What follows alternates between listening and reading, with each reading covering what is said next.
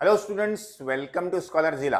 आज का वीडियो बहुत इंपॉर्टेंट है और बहुत अलग क्वेश्चन सॉल्व करना है हम लोग को। तो वीडियो एंड तक और ध्यान से देखिए, क्योंकि अलग तरह का क्वेश्चन आज के वीडियो में हम सॉल्व करेंगे। अकाउंटिंग ऑफ फॉरेन ट्रांजैक्शन में बहुत सिंपल चैप्टर है। आप लोग ने अगर पिछले वीडियोस देखे होंगे तो आप लोग को पता है कि काफ़ी बेसिक तरीके से मैंने स्टार्टिंग से इंट्रोडक्शन करा के आप लोग को धीरे धीरे step by step difficulty level बढ़ाया है। तो आज के वीडियो में ऐसा क्वेश्चन है जिसमें एक पार्टी का मल्टीपल पार्टी से ट्रांजैक्शन है, मतलब एक सेलर है और मल्टीपल बायर्स है।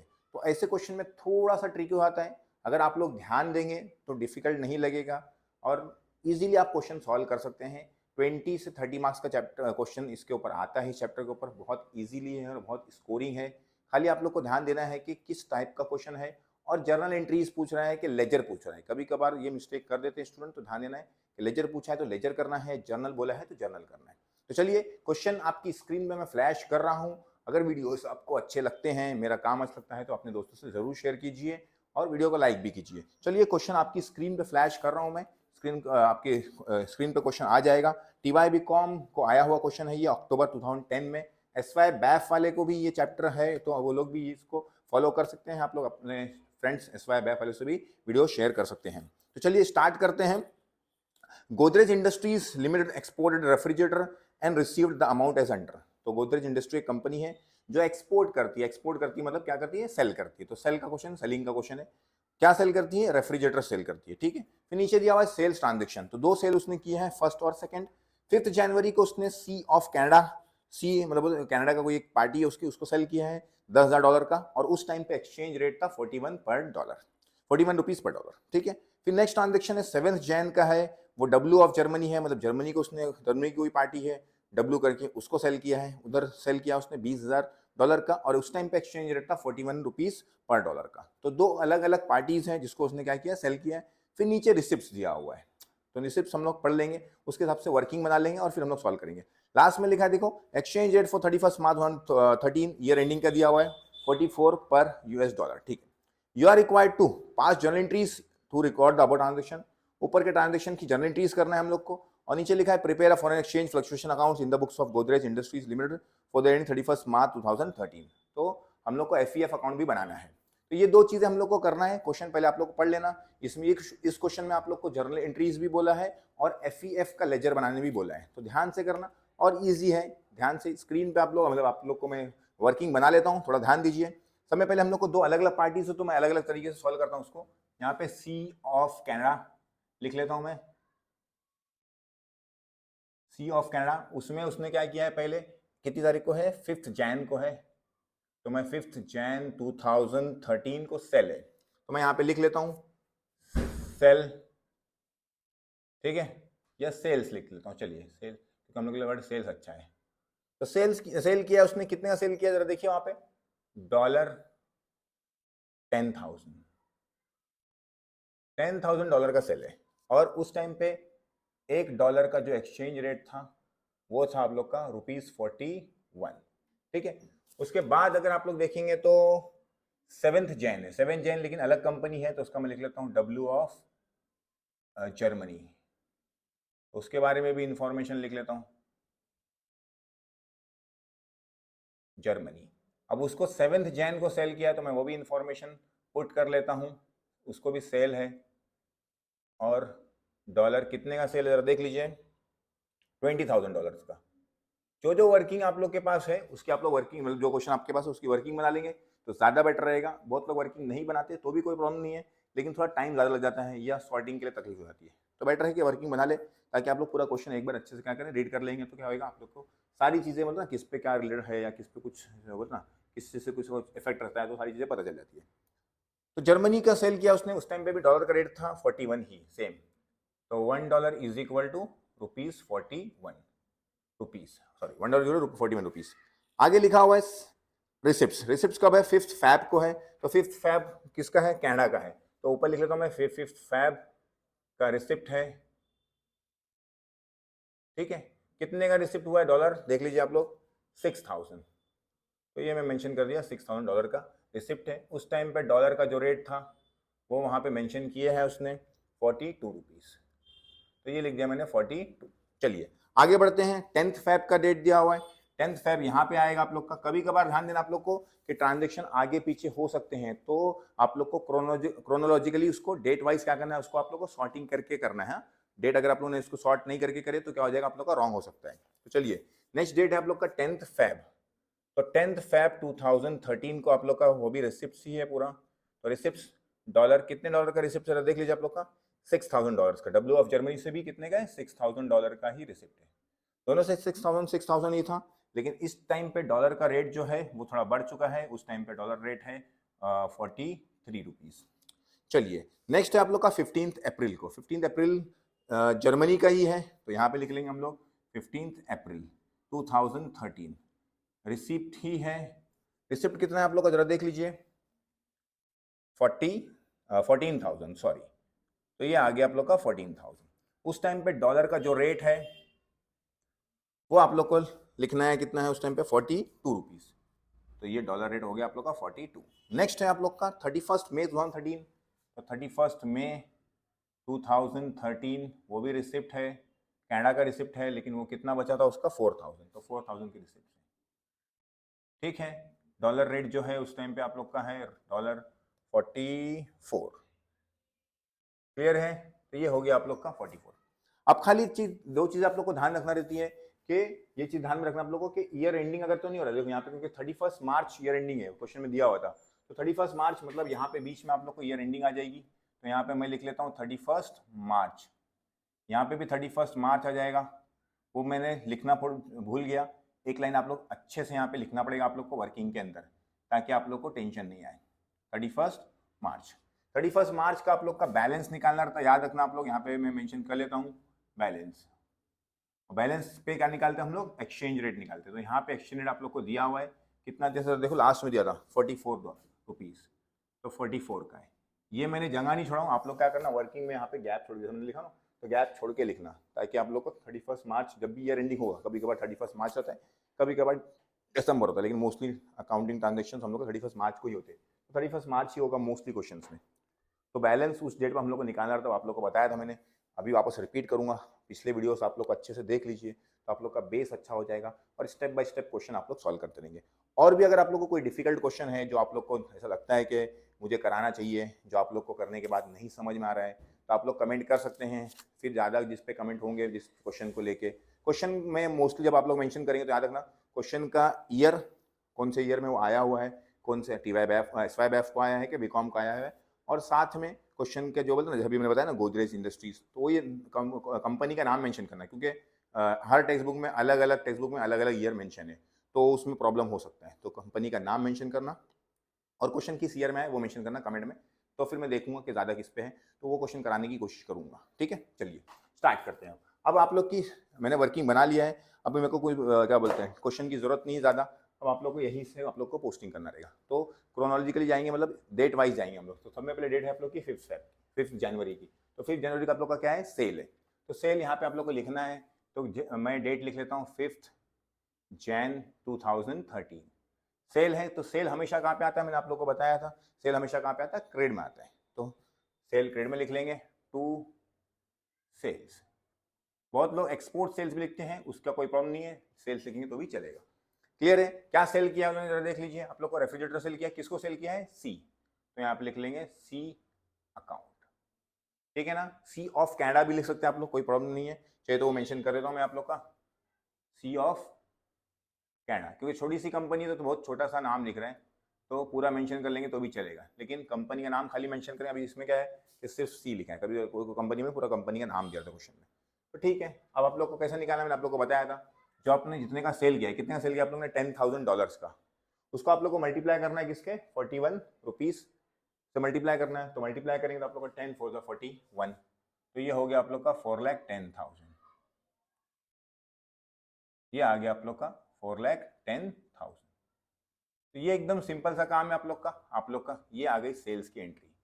नरेशन आप लोग लेंगे, being sales made to C of Canada, बराबर, क्या लिखेंगे, being sales made to C of Canada, ठीक है। और वो आगे लिख लेंगे worth rupees $10,000 when $1 is equal to 41 rupees. इतना आप लोग मेंशन करेंगे तो ज़्यादा अच्छा होगा।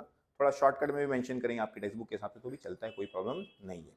चलिए आगे आते हैं। नेक्स्ट डेट जो है आप लोग का 5 फैब की मत कर लेना, लाइन से करना। ये एंट्री आप लोग की देखो, या तो आप लोग नंबरिंग कर लेना। 7th क्या है आप लोग का, जैन है। तो 7 जैन को आप लोग को क्या है, वापस से सेल है, लेकिन सेल जो है वो जर्मनी को है। तो यहाँ पे मैं लिख लेता हूँ 2 सेल्स, क्योंकि सेल्स मेन ट्रांजेक्शन है, सेल्स क्रेडिट में आता है। किसको सेल किए हैं, जर्मनी को। तो वो लिख लेता हूँ मैं 7th जैन 2013, लिख लेंगे डब्ल्यू ऑफ जर्मनी। तो डब्ल्यू ऑफ जर्मनी को हम लोगों ने सेल की है।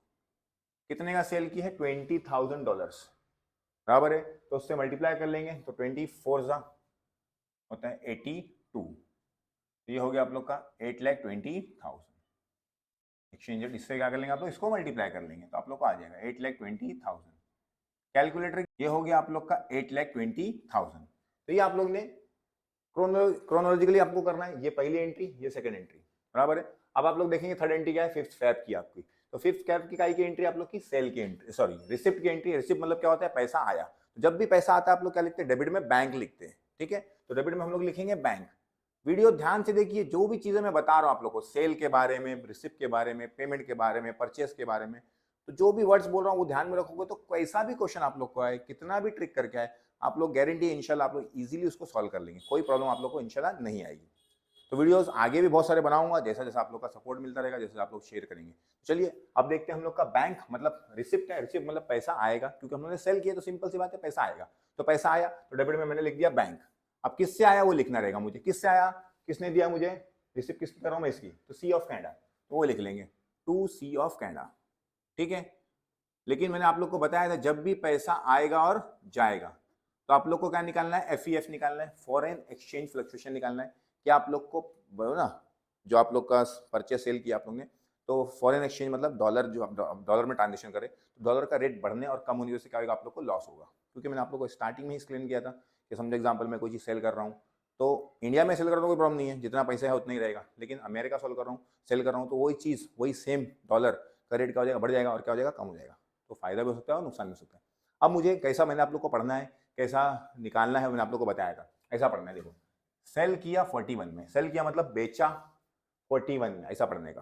क्या बोलने का, बेचा 41 में, और पैसा आया, रिसीव मतलब पैसा आया, कितने में आया, 42 में। आप लोग सोचो, बेचे थे आप लोग ने 41 में, पैसा जब आप लोग रिसीव करे तो कितने में मिला आप लोग को, 42 में। मतलब आप लोग को क्या हो रहा है, फायदा हो रहा है। क्लियर है, कितने का फायदा है, आप लोग का प्रॉफिट है कितने का, $1 पे $1 का, $1 का फायदा हुआ ना, क्योंकि आप लोगों ने बेचे थे 41 में, जब पैसा मिला आप लोग को 42 के हिसाब से मिला, मतलब आप लोग को $1 का फायदा हो गया। तो फायदा हो गया तो हम लोग कहाँ लिखते हैं उसको, आप लोग को पता है, प्रॉफिट होता है तो हम लोग क्रेडिट में लिखते हैं, लॉस होता है कहाँ लिखते हैं, डेबिट में लिखते हैं। अभी हम लोग को प्रॉफिट हुआ तो हम लोग कहाँ लिखेंगे, क्रेडिट में लिखेंगे। तो यहाँ पे लिखेंगे 2। लेकिन ये चैप्टर में हम लोग कौन सा अकाउंट बनाते हैं, प्रॉफिट के लिए, प्रॉफिट हो चाहे लॉस हो उसके लिए बनाते हैं FEF, foreign exchange fluctuation account. उसी का तो हम लोग का पूरा चैप्टर है, टॉपिक है, ठीक है ना। तो शॉर्ट फॉर्म में मैं लिख लेता हूँ FEF। आप लोग कोशिश करना है कि उसको फुल फॉर्म में ही लिखें, foreign exchange fluctuation. Short form भी चलता है लेकिन कोशिश करो कि उसको फुल फॉर्म में लिखो। अब नेक्स्ट क्वेश्चन होता है सर अमाउंट कैसे निकालने का। तो अमाउंट निकालने के लिए हमेशा याद रखना कि जब भी हम लोग अमाउंट निकालेंगे, तो मतलब जब भी हम लोग रिसिप्ट हो चाहे पेमेंट हो, अमाउंट निकालेंगे तो जो चीजें बता रहा हूँ ध्यान में रखना। डेट क्या थी इसकी, 5th फैब,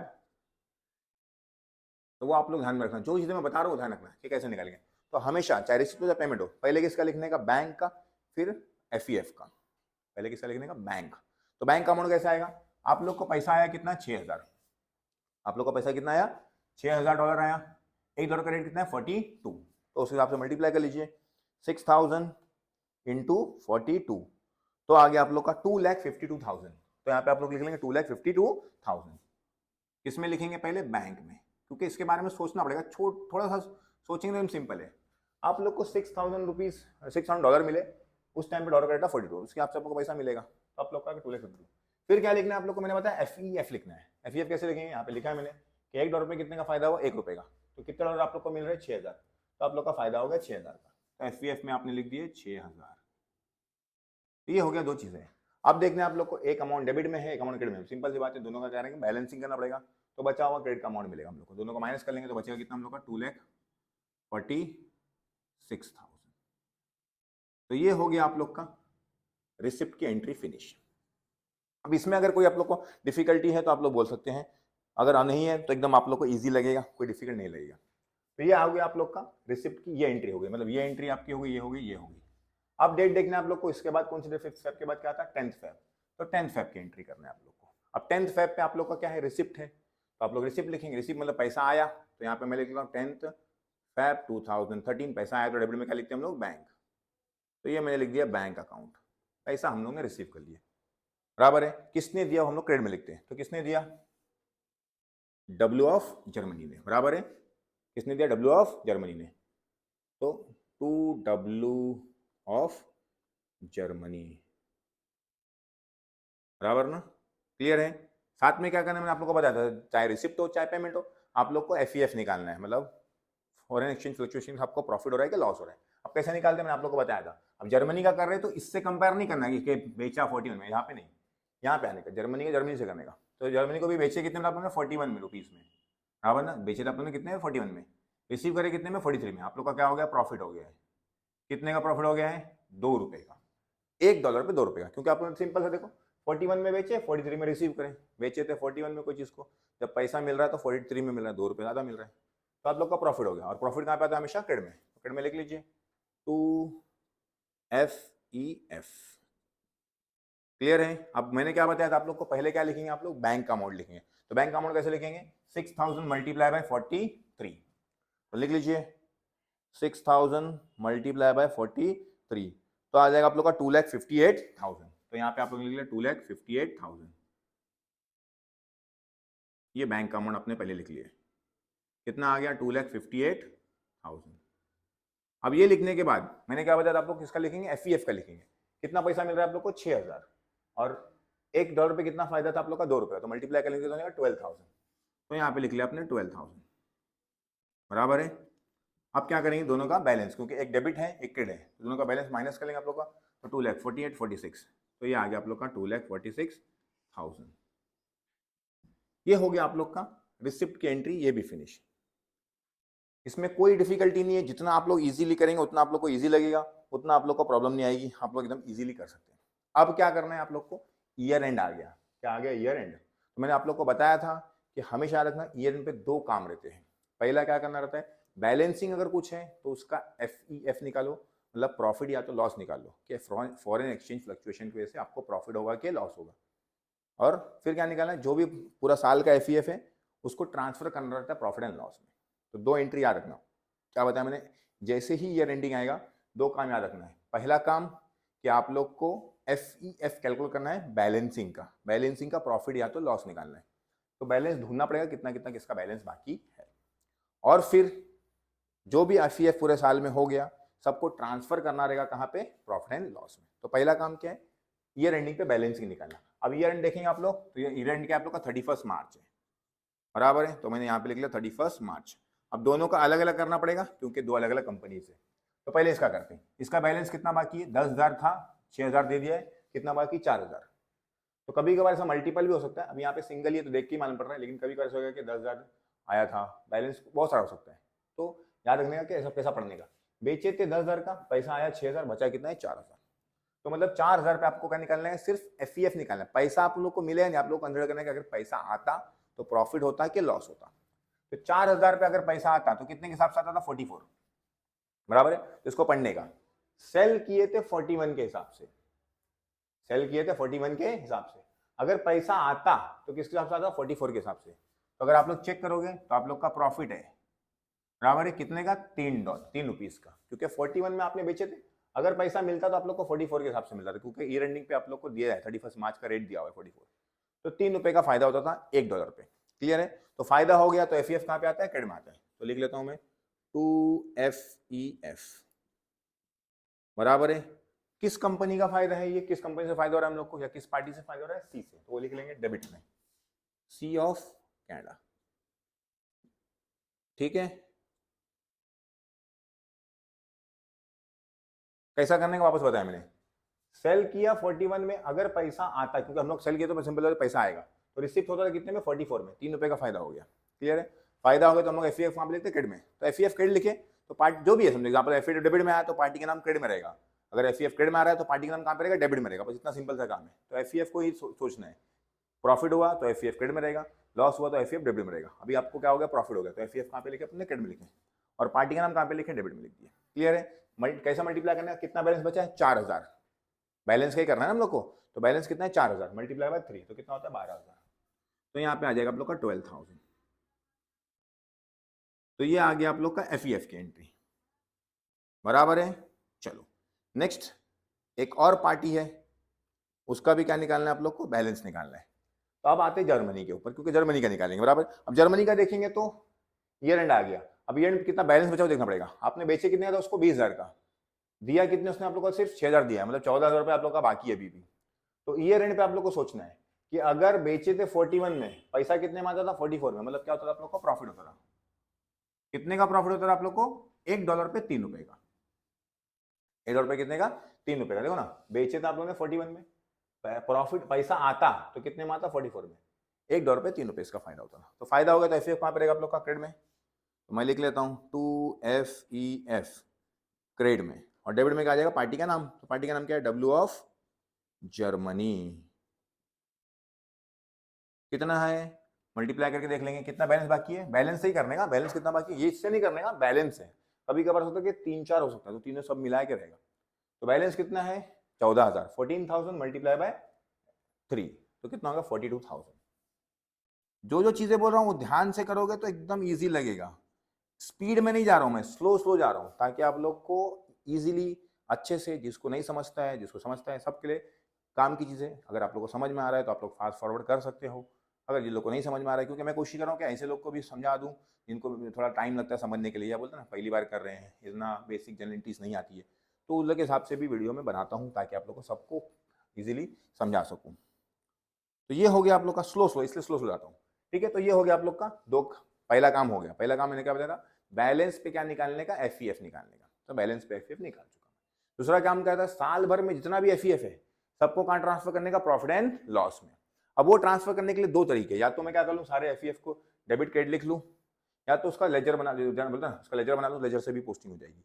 अब उसके पोस्टिंग के लिए हम ध्यान देने का दो तरीका मैंने आप लोग को बताया। देखो अब खाली क्या करने का, कहां कहां एफईएफ वो लिखते आने का, डेबिट का भी और क्रेडिट का भी।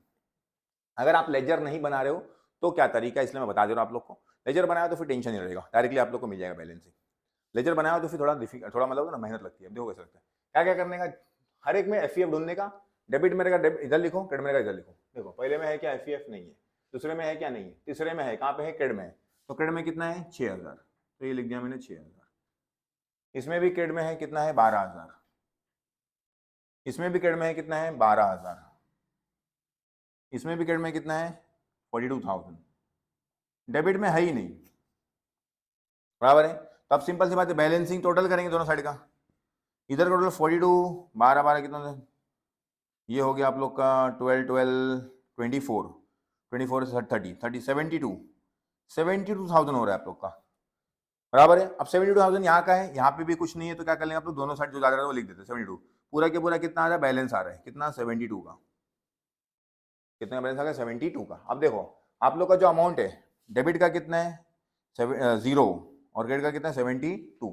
तो जब आप लोग देखेंगे तो अगर देखेंगे तो बैलेंस आप लोग का कहाँ पे आया, डेबिट में आया, बराबर ना। तो आप लोग इसको एफईएफ कहाँ पे लिखने वाले हैं, आप लोग डेबिट में लिखने वाले, बराबर है। तो यहाँ पे लिख लेंगे एफईएफ डेबिट में, और 2 क्या लिख देंगे, प्रॉफिट एंड लॉस।